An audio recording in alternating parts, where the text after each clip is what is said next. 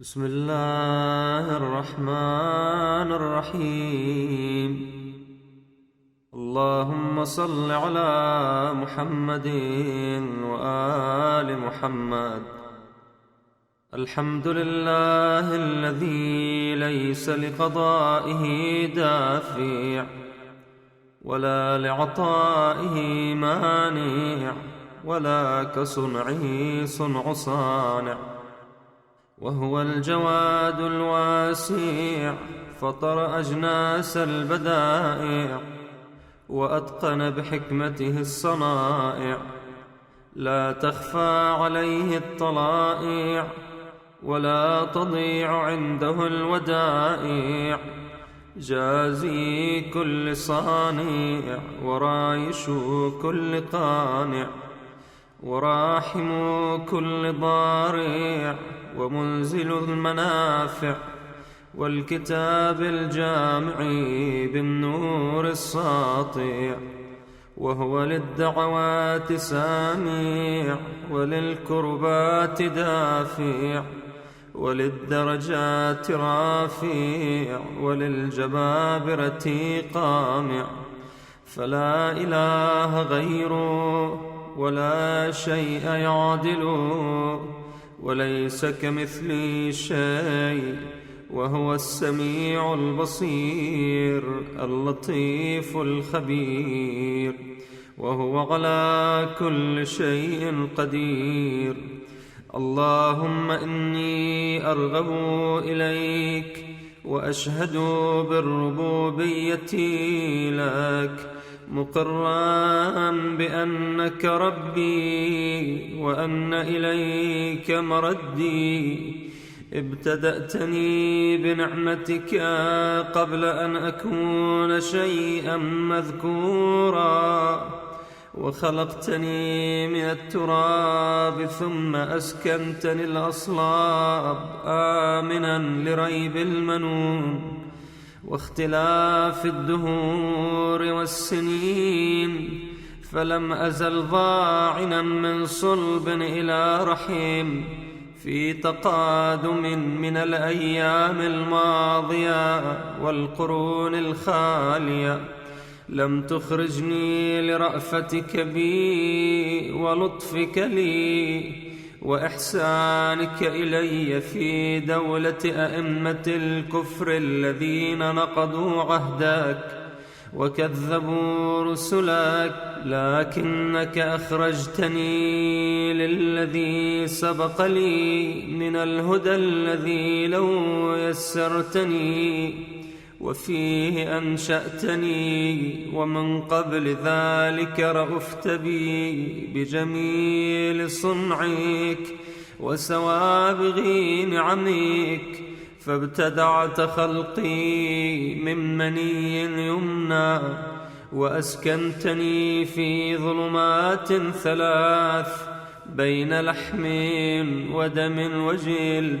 لم تشهدني خلقي ولم تجعل إلي شيئا من أمري، ثم أخرجتني للذي سبق لي من الهدى إلى الدنيا تاما سويا، وحفظتني في المهد طفلا صبيا، ورزقتني من الغذاء لبنا مريا، وعطفت علي قلوب الحواضن، وكفلتني الأمهات الرواحم، وكلأتني من طوارق الجان، وسلمتني من الزيادة والنقصان.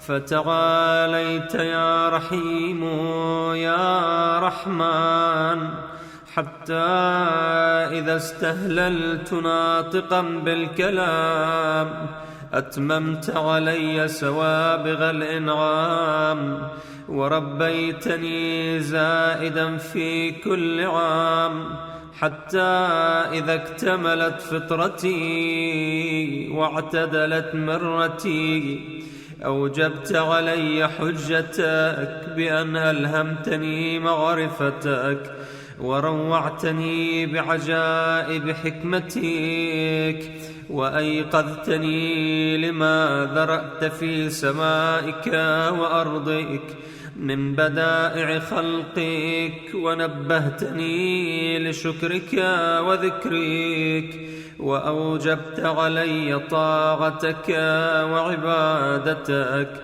وفهمتني ما جاءت به رسلك، ويسرت لي تقبل مرضاتك، ومننت علي في جميع ذلك بعونك ولطفك. ثم إذ خلقتني من خير الثرى لم ترض لي يا إلهي نعمة دون أخرى، ورزقتني من أنواع المعاش وصنوف الرياش بمنك العظيم الأعظم علي، وإحسانك القديم إلي، حتى إذا أتممت علي جميع النعم وصرفت عني كل النقام، لم يمنعك جهلي وجرأتي عليك أن دللتني إلى ما يقربني إليك، ووفقتني لما يزلفني لديك. فإن دعوتك أجبتني، وإن سألتك أعطيتني، وإن أطعتك شكرتني، وإن شكرتك زدتني، كل ذلك إكمالا لأنعمك علي وإحسانك إلي. فسبحانك سبحانك من مبدئ معيد حميد مجيد، وتقدست أسماؤك وعظمت آلاؤك، فأي نعمك يا إلهي أحصي عددا وذكرا، أم أي عطاياك أقوم بها شكرا، وهي يا رب أكثر من أن يحصيها العادون أو يبلغ علما بها الحافظون. ثم ما صرفت ودرأت عني اللهم من الضر والضراء أكثر مما ظهر لي من العافية والسراء، وأنا أشهد يا إلهي بحقيقة إيماني وعقد عزمات يقيني وخالص صريح توحيدي وباطن مكنون ضميري وعلائق مجاري نور بصري وأسارير صفحة جبيني وخرق مسارب نفسي وخذاري ثمار عرنيني ومسارب سماخ سمعي وما ضمت وأطبقت عليه شفتاي وحركات لفظ لساني ومغرزي حنك فمي وفكي ومنابت أضراسي ومساغ مطعمي ومشربي وحمالة أم رأسي وبلوغ حبائل بارع عنقي وما اشتمل عليه تامور صدري وحمائل حبل وتيني ونياط حجاب قلبي وأفلاذ حواشي كبدي وما حوته شراسيف أضلاعي وحقاق مفاصلي وقبض عواملي وأطراف أناملي ولحمي ودمي وشعري وبشري وعصبي وقصبي وعظامي ومخي وعروقي وجميع جوارحي، وما انتسج على ذلك أيام رضاعي، وما أقلت الأرض مني، ونومي ويقظتي وسكوني وحركات ركوعي وسجودي.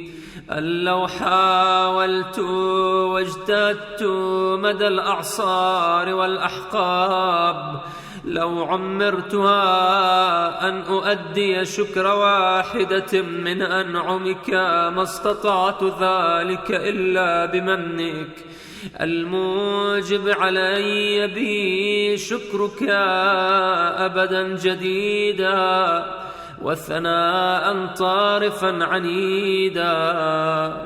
أجل ولو حرصت أنا والعادون من أنامك أن نحصي مدى إنعامك سالفه وآنفه، ما حصرناه عددا ولا أحصيناه أمدا. هيهات أنا ذلك وأنت المخبر في كتابك الناطق والنبأ الصادق.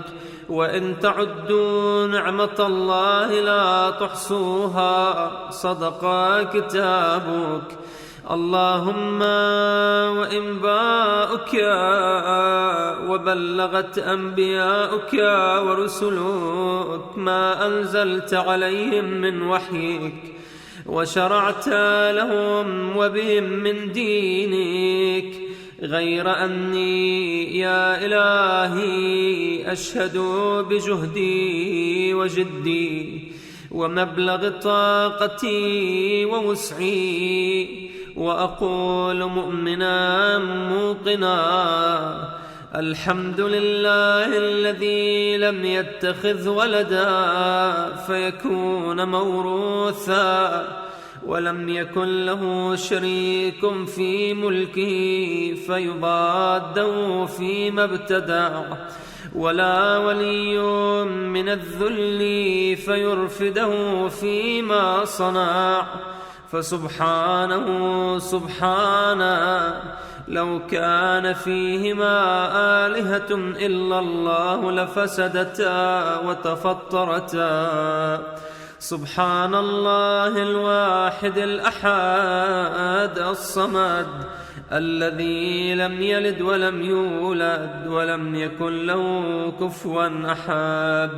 الحمد لله حمدا يعادل حمد ملائكته المقربين وأنبيائه المرسلين. وصلى الله على خيرته محمد خاتم النبيين وآله الطاهرين المخلصين وسلم. اللهم اجعلني أخشاك كأني أراك، وأسعدني بتقواك، ولا تشقني بمعصيتك، وخر لي في قضائك، وبارك لي في قدرك، حتى لا أحب تعجيل ما أخرت ولا تأخير ما عجلت. اللهم اجعل غناي في نفسي، واليقين في قلبي، والإخلاص في عملي، والنور في بصري، والبصيرة في ديني. ومتعني بجوارحي، واجعل سمعي وبصري الوارثين مني، وانصرني على من ظلمني، وأرني فيه ثاري ومآربي، وأقر بذلك عيني. اللهم اكشف كربتي، واستر عورتي، واغفر لي خطيئتي، واخسأ شيطاني، وفك رهاني، واجعل لي يا إلهي الدرجة العليا في الآخرة والأولى. اللهم لك الحمد كما خلقتني فجعلتني سميعا بصيرا، ولك الحمد كما خلقتني فجعلتني خلقا سويا، رحمة بي وقد كنت عن خلقي غنيا. ربي بما برأتني فعدلت فطرتي، ربي بما أنشأتني فأحسنت صورتي، ربي بما أحسنت إلي وفي نفسي عافيتني، ربي بما كلأتني ووفقتني، ربي بما أنعمت علي فهديتني، ربي بما أوليتني ومن كل خير أعطيتني، ربي بما أطعمتني وسقيتني، ربي بما أغنيتني وأقنيتني، ربي بما أعنتني وأعززتني، ربي بما ألبستني من سترك الصافي ويسرت لي من صنعك الكافي. صل على محمد وآل محمد، وأعني على بوائق الدهور وصروف الليالي والأيام، ونجني من أهوال الدنيا وكربات الآخرة، واكفني شر ما يعمل الظالمون في الأرض.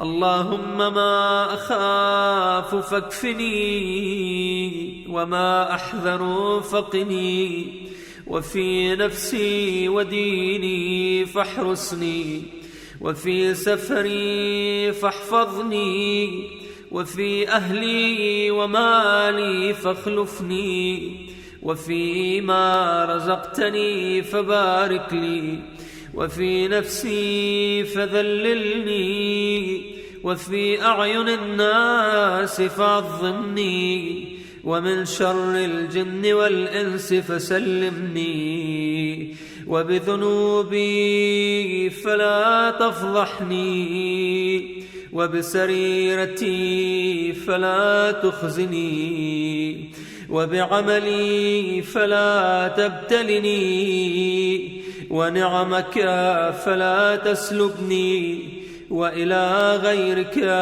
فلا تكلني. إلهي إلى من تكلني؟ إلى قريب فيقطعني، أم إلى بعيد فيتجهمني، أم إلى المستضعفين لي وأنت ربي ومليك أمري؟ أشكو إليك غربتي وبعد داري، وهواني على من ملكته أمري. إلهي فلا تحلل علي غضبك، فإن لم تكن غضبت علي فلا أبالي سواك.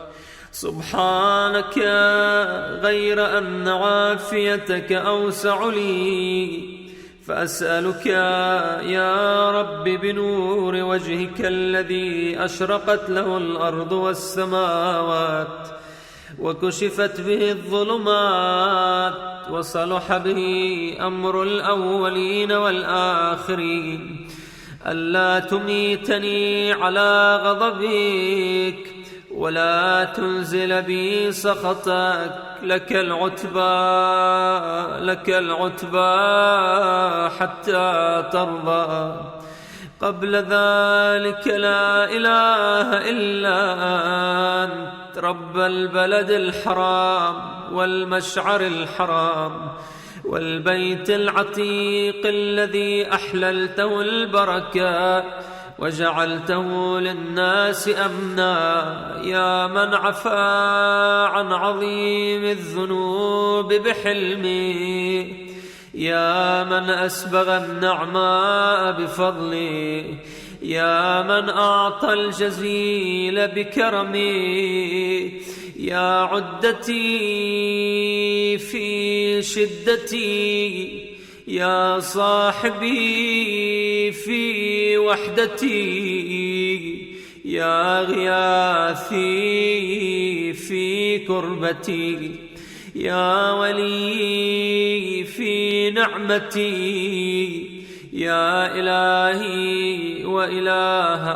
آبائي إبراهيم وإسماعيل وإسحاق ويعقوب، ورب جبرائيل وميكائيل وإسرافيل، ورب محمد خاتم النبيين وآله المنتجبين، ومنزل التوراة والإنجيل والزبور والفرقان، ومنزل كافها يا عين صاد وطه وياسين والقرآن الحكيم، أنت كهفي حين تعيني المذاهب في سعتها وتضيق بي الأرض برحبها، ولولا رحمتك لكنت من الهالكين، وأنت مقيل عثرتي، ولولا سترك إياي لكنت من المفضوحين، وأنت مؤيدي بالنصر على أعدائي، ولولا نصرك إياي لكنت من المغلوبين. يا من خص نفسه بالسمو والرفعة فأولياؤه بعزه يعتزون، يا من جعلت له الملوك نير المذلة على أعناقهم فهم من سطواته خائفون، يعلم خائنة الأعين وما تخفي الصدور، وغيب ما تأتي به الأزمنة والدهور، يا من لا يعلم كيف هو إلا هو، يا من لا يعلم ما هو إلا هو، يا من لا يعلم ما يعلمه إلا هو، يا من كبس الأرض على الماء وسد الهواء بالسماء، يا من له أكرم الأسماء، يا ذا المعروف الذي لا ينقطع أبدا، يا مقيض الركب ليوسف في البلد القفر ومخرجه من الجب وجاعله بعد العبودية ملكا، يا راده على يعقوب بعد أن ابيضت عيناه من الحزن فهو قضيم، يا كاشف الضر والبلوى عن أيوب وممسك يدي إبراهيم عن ذبح ابنه بعد كبر سنه وفناء عمره، يا من استجاب لزكريا فوهب له يحيى ولم يدعه فردا وحيدا، يا من أخرج يونس من بطن الحوت، يا من فلق البحر لبني إسرائيل فأنجاهم وجعل فرعون وجنوده من المغرقين، يا من أرسل الرياح مبشرات بين يدي رحمته، يا من لم يعجل على من عصاه من خلقه، يا من استنقذ السحرة من بعد طول الجحود وقد غدوا في نعمته يأكلون رزقه ويعبدون غيره، وقد حادوه ونادوه وكذبوا رسلا. يا الله يا الله يا بديع يا بديع لا ند لك، يا دائما لا نفاد لك، يا حيا حين لا حي، يا محيي الموتى، يا من هو قائم على كل نفس بما كسبت، يا من قل له شكري فلم يحرمني، وعظمت خطيئتي فلم يفضحني، ورآني على المعاصي فلم يشهرني.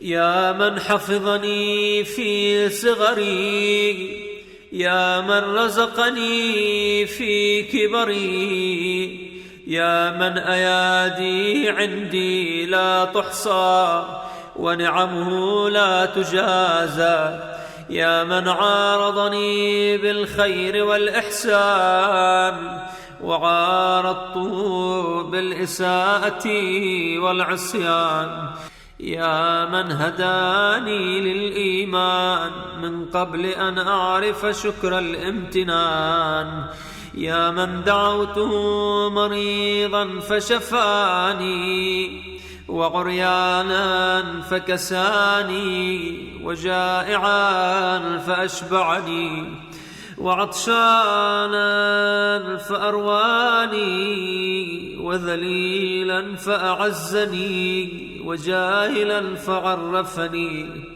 ووحيدا فكثرني، وغائبا فردني، ومقلا فأغناني، ومنتصرا فنصرني، وغنيا فلم يسلبني، وأمسكت عن جميع ذلك فابتدأني. فلك الحمد والشكر يا من أقال عثرتي ونفس كربتي، وأجاب دعوتي، وستر عورتي، وغفر ذنوبي، وبلغني طلبتي، ونصرني على عدوي. وإن أعد نعمك ومننك وكرائم منحك لا أحصيها. يا مولاي أنت الذي مننت، أنت الذي أنعمت، أنت الذي أحسنت، أنت الذي أجملت، أنت الذي أفضلت، أنت الذي أكملت، أنت الذي رزقت، أنت الذي وفقت، أنت الذي أعطيت، أنت الذي أغنيت، أنت الذي أفنيت، أنت الذي آويت، أنت الذي كفيت، أنت الذي هديت، أنت الذي عصمت، أنت الذي سترت، أنت الذي غفرت، أنت الذي أقلت، أنت الذي مكنت، أنت الذي أعززت، أنت الذي أعانت، أنت الذي عضدت، أنت الذي أيدت، أنت الذي نصرت، أنت الذي شفيت، أنت الذي عافيت، أنت الذي أكرمت، أنت الذي تباركت وتعاليت. فلك الحمد دائما ولك الشكر واصبا أبدا. ثم أنا يا إلهي المعترف بذنوبي فاغفرها لي. أنا الذي أسأت، أنا الذي أخطأت، أنا الذي هممت، أنا الذي جهلت، أنا الذي غفلت، أنا الذي سهوت، أنا الذي اعتمدت، أنا الذي تعمدت، أنا الذي وعدت، وأنا الذي أخلفت، أنا الذي نكثت، أنا الذي أقررت، أنا الذي اعترفت بنعمتك علي وعندي، وأبوء بذنوبي فاغفرها لي. يا من لا تضر ذنوب عباده، وهو الغني عن طاعتهم، وموفق من عمل صالحا منهم بمعونته ورحمته. فلك الحمد إلهي وسيدي. إلهي أمرتني فعصيتك، ونهيتني فارتكبت نهيك، فأصبحت لا ذا براءة لي فأعتذر، ولا ذا قوة فأنتصر. فبأي شيء أستقبلك يا مولاي؟ أبسمعي أم ببصري أم بلساني أم بيدي أم برجلي؟ أليس كلها نعمك عندي؟ وبكلها عصيتك يا مولاي.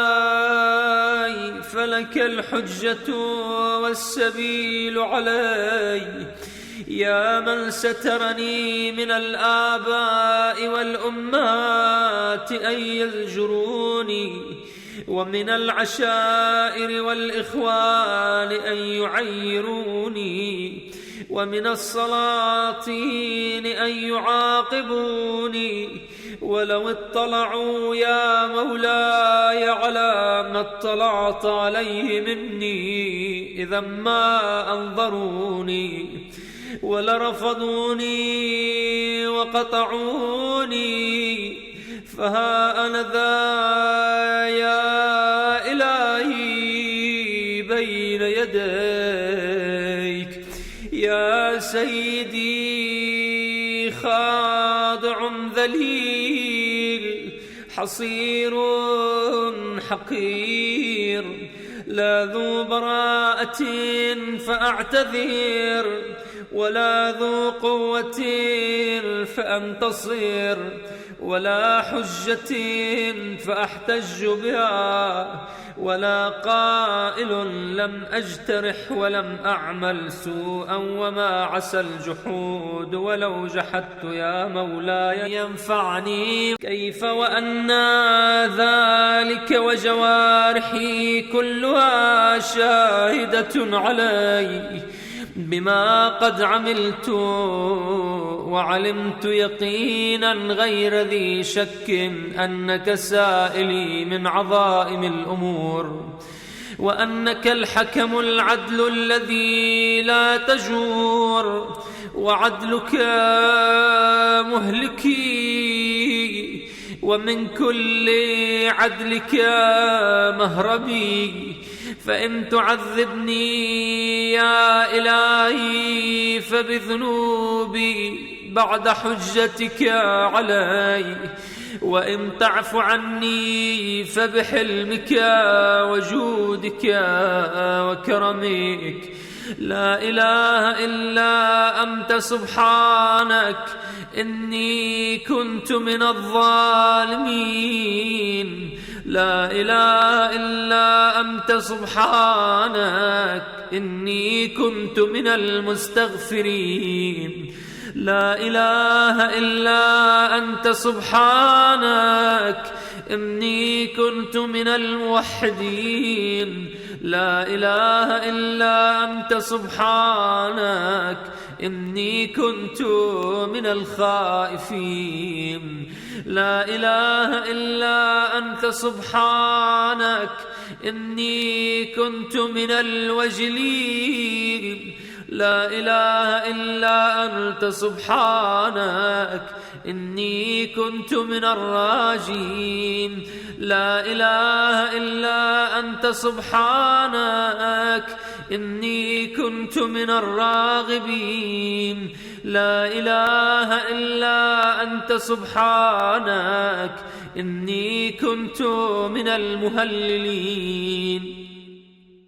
لا إله إلا أنت سبحانك إني كنت من السائلين.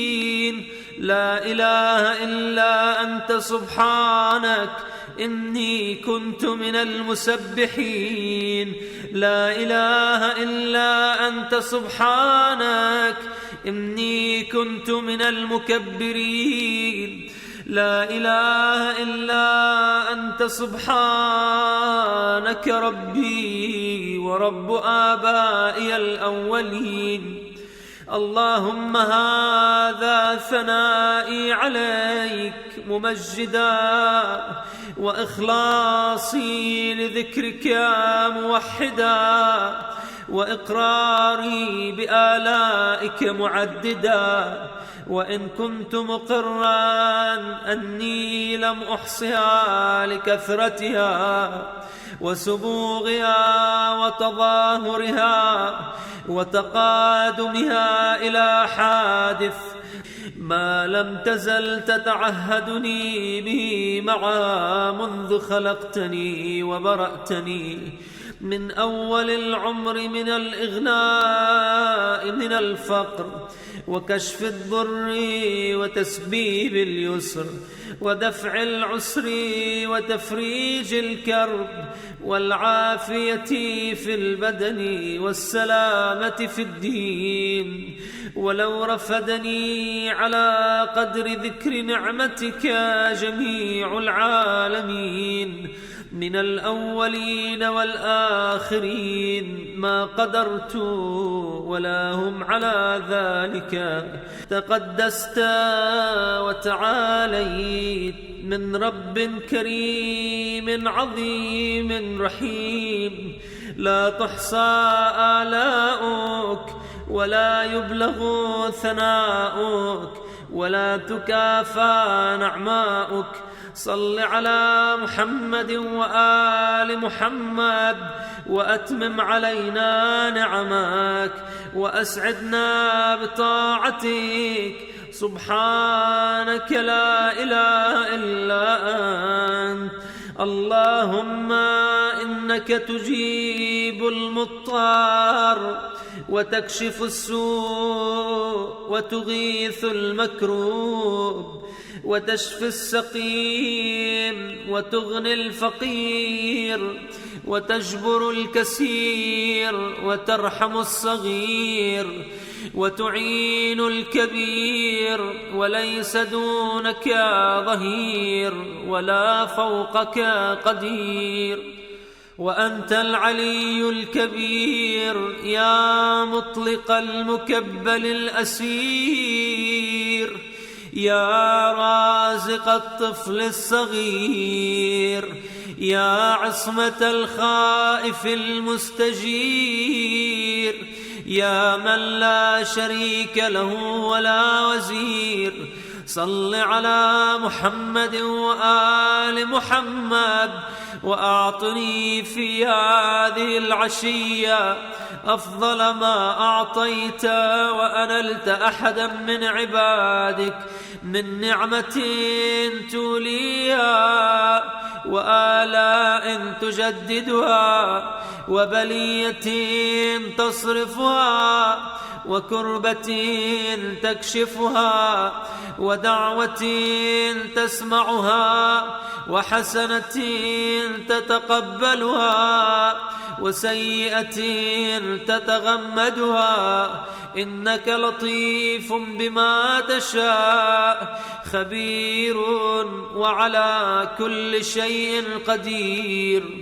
اللهم إنك أقرب من دعي، وأسرع من أجاب، وأكرم من عفا، وأوسع من أعطى، وأسمع من سئل. يا رحمن الدنيا والآخرة ورحيمهما، ليس كمثلك مسؤول ولا سواك مأمول. دعوتك فأجبتني، وسألتك فأعطيتني، ورغبت إليك فرحمتني، ووثقت بك فنجيتني، وفزعت إليك فكفيتني.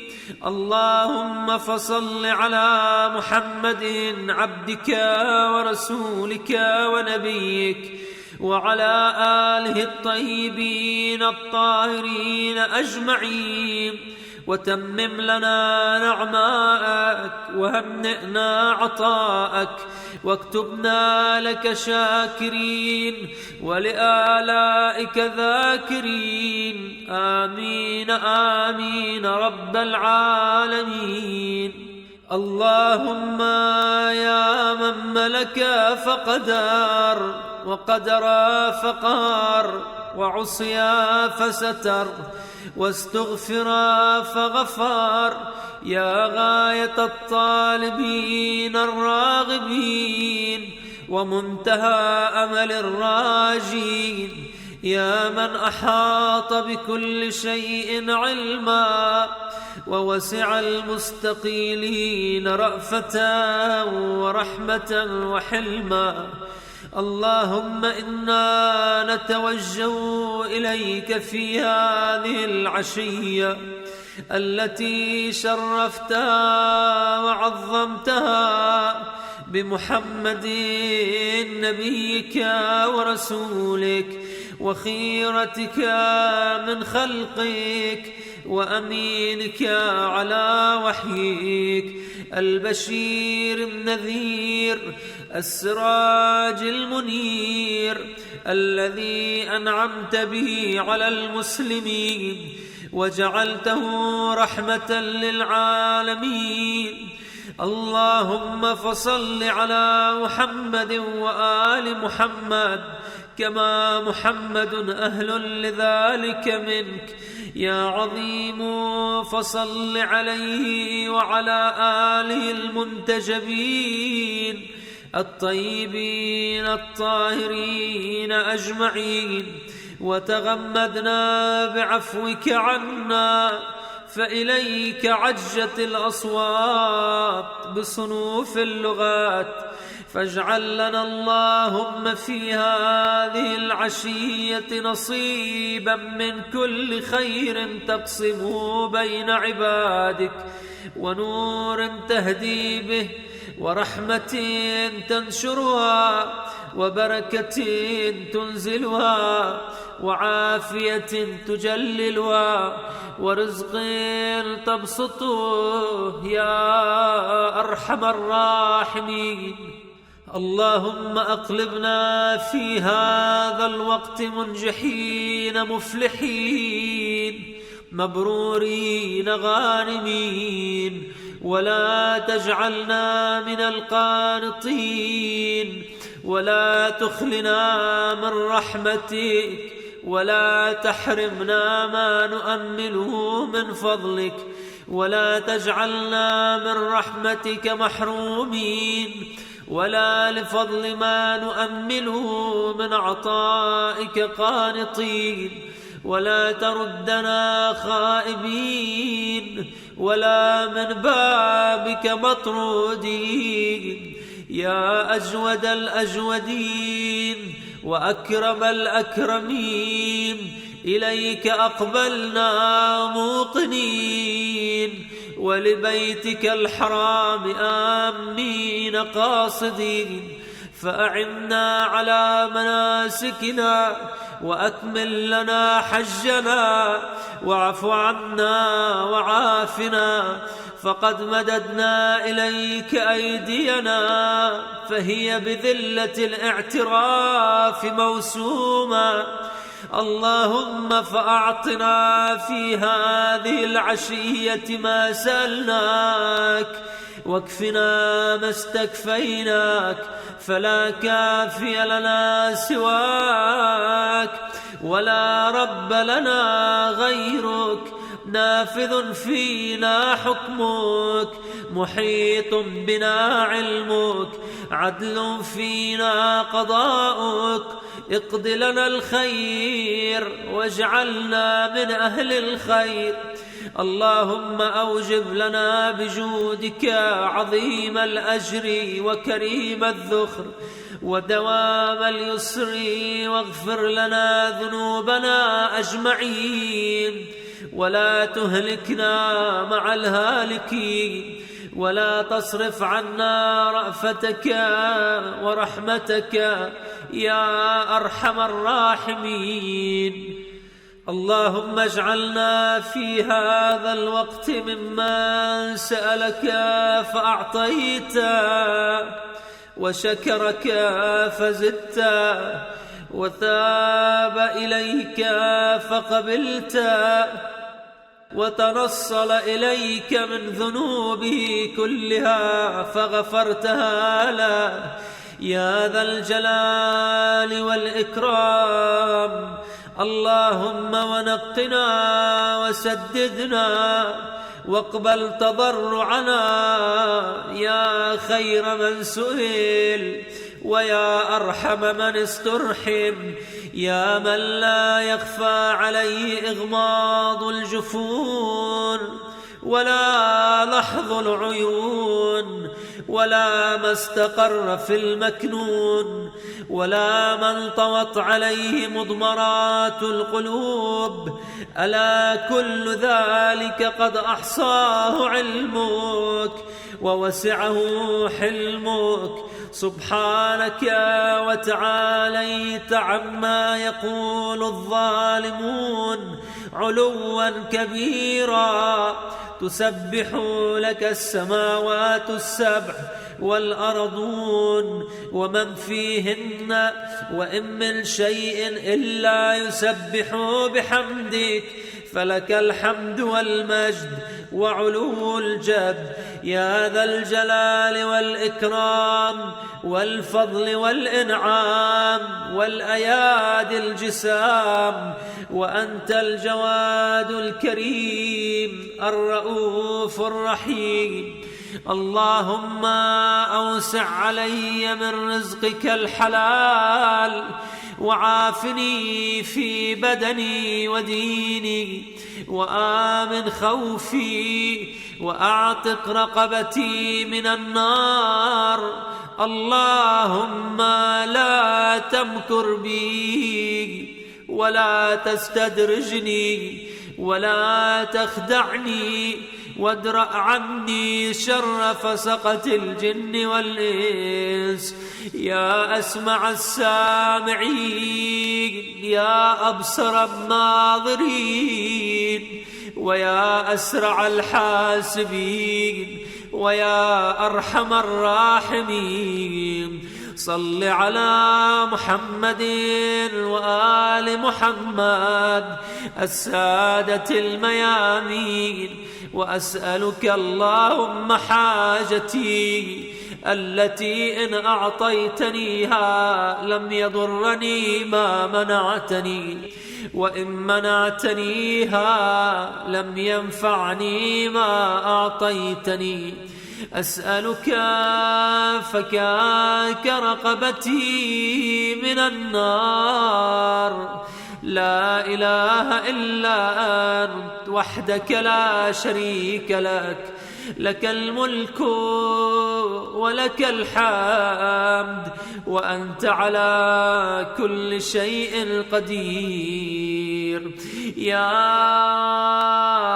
رب يا رب يا رب يا رب يا رب يا رب. إلهي أنا الفقير غناي، فكيف لا أكون فقيرا في فقري. إلهي أنا الجاهل في علمي، فكيف لا أكون جهولا في جهلي. إلهي إن اختلاف تدبيرك وسرعة طوائم مقاديرك منع عبادك العارفين بك عن السكون إلى عطاء، واليأس منك في بلاء. إلهي مني ما يليق بلؤمي، ومنك ما يليق بكرمك. إلهي وصفت نفسك باللطف والرأفة لي قبل وجود ضعفي، أفتمنعني منهما بعد وجود ضعفي.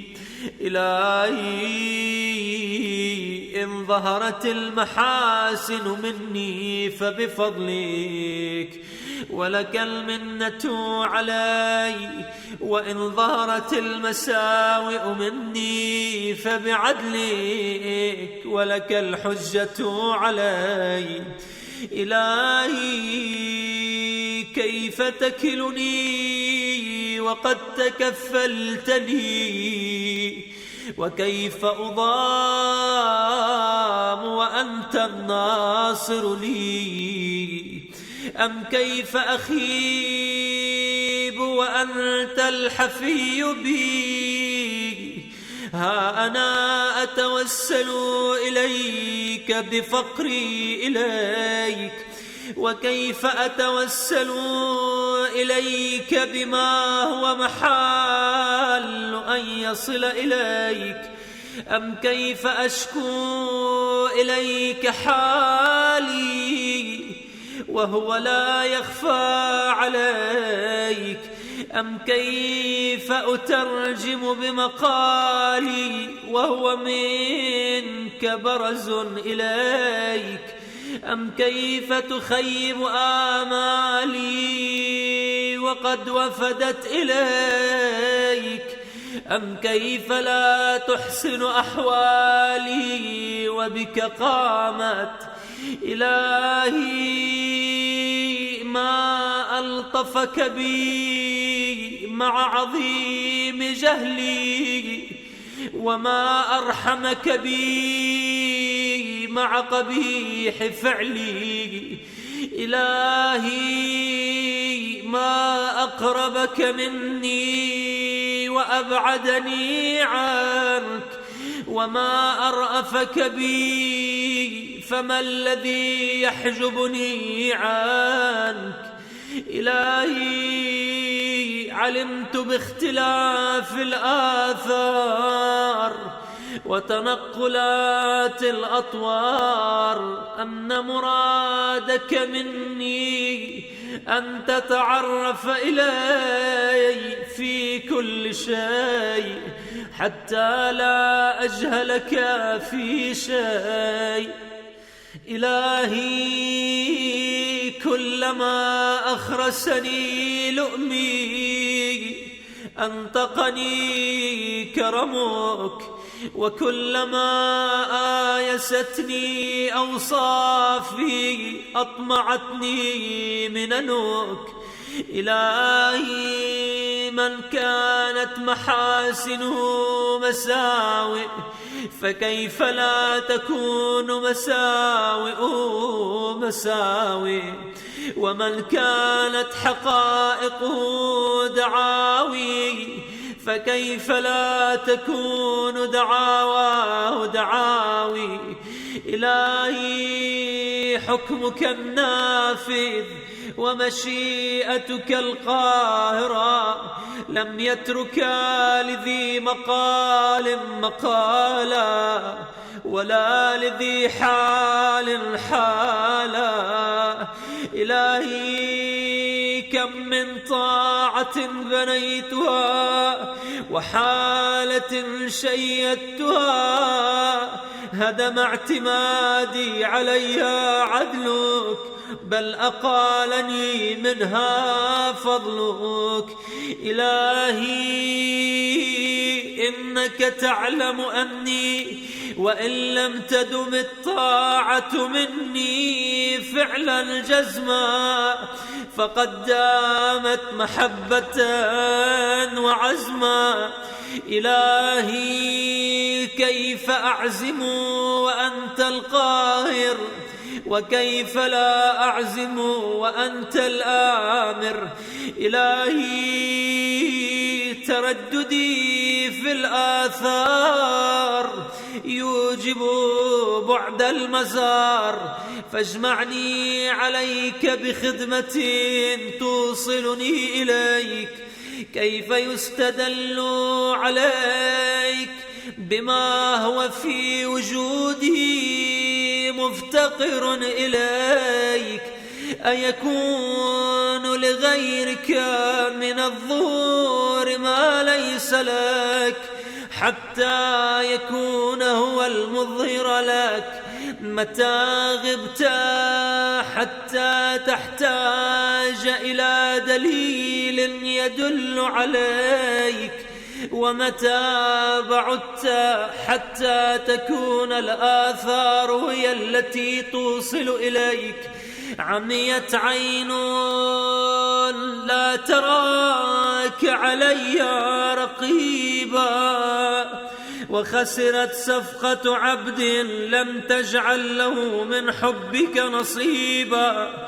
إلهي أمرت بالرجوع إلى الآثار فأرجعني إليك بكسوة الأنوار وهداية الاستبصار حتى أرجع إليك منها كما دخلت إليك منها، مصون السر عن النظر إليها ومرفوع الهمة عن الاعتماد عليها. إنك على كل شيء قدير. إلهي هذا ذلي ظاهر بين يديك، وهذا حالي لا يخفى عليك. منك أطلب الوصول إليك، وبك أستدل عليك، فاهدني بنورك إليك، وأقمني بصدق العبودية بين يديك.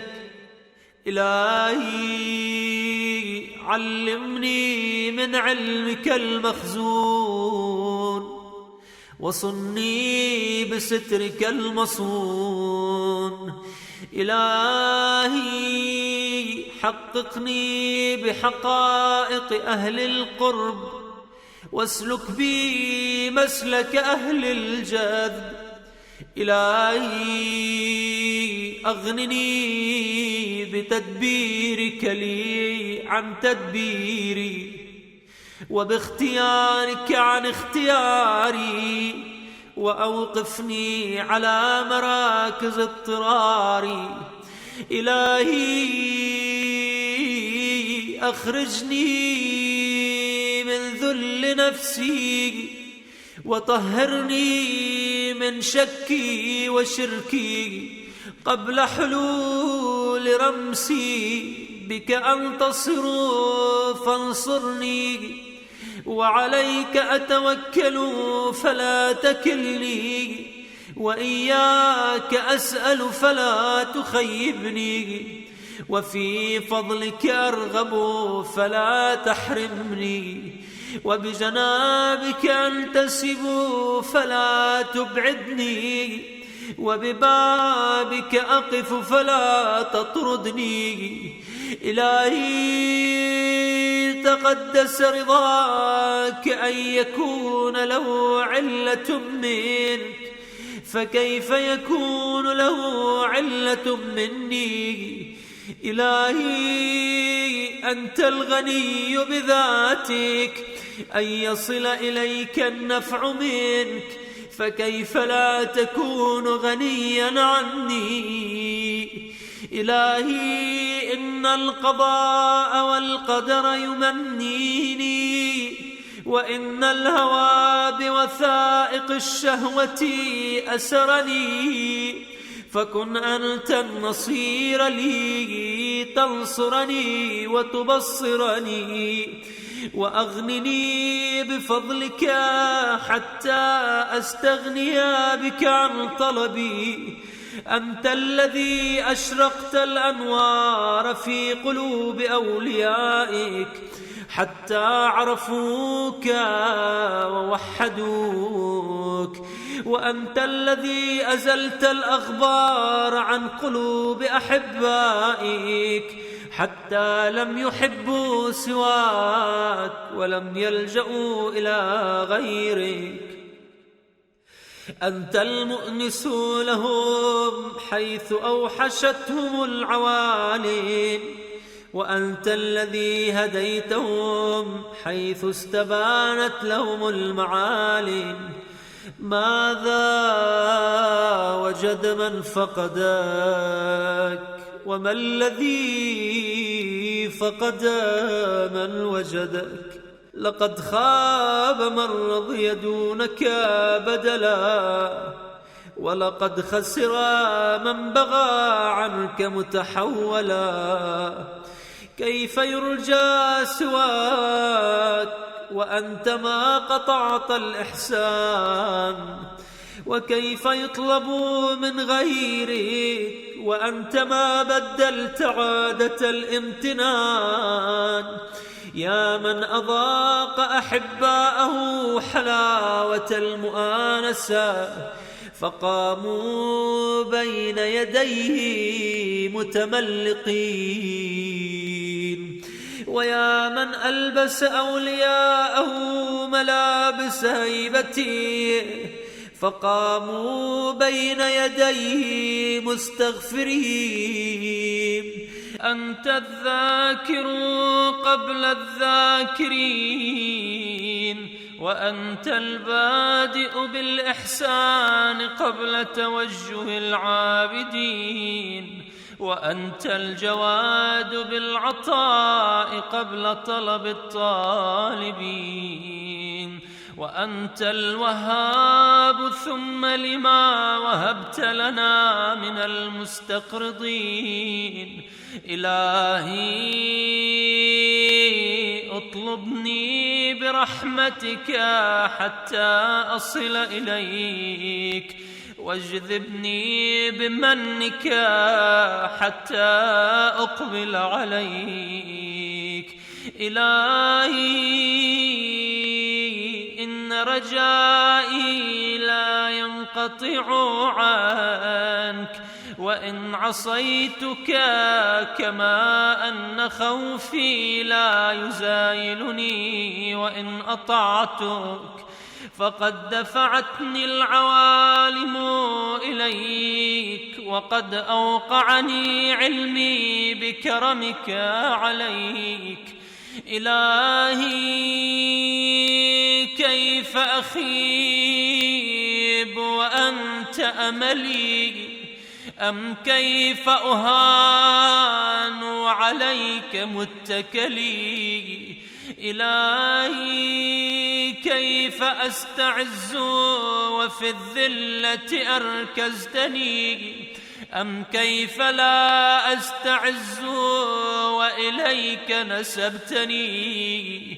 إلهي كيف لا أفتقر وأنت الذي في الفقراء أقمتني؟ أم كيف أفتقر وأنت الذي بجودك أغنيتني؟ وأنت الذي لا إله غيرك تعرفت لكل شيء فما جهلك شيء، وأنت الذي تعرفت إلي في كل شيء، فرأيتك ظاهرا في كل شيء، وأنت الظاهر لكل شيء. يا من استوى برحمانيتي فصار العرش غيبا في ذاتي، محقت الآثار بالآثار، ومحوت الأغيار بمحيطات أفلاك الأنوار. يا من احتجب في سرادقات عرشي عن أن تدركه الأبصار، يا من تجلى بكمال بهائه فتحققت عظمته من الاستواء، كيف تخفى وأنت الظاهر؟ أم كيف تغيب وأنت الرقيب الحاضر؟ إنك على كل شيء قدير، والحمد لله وحده، وصلى الله على سيدنا محمد وآله الطاهرين.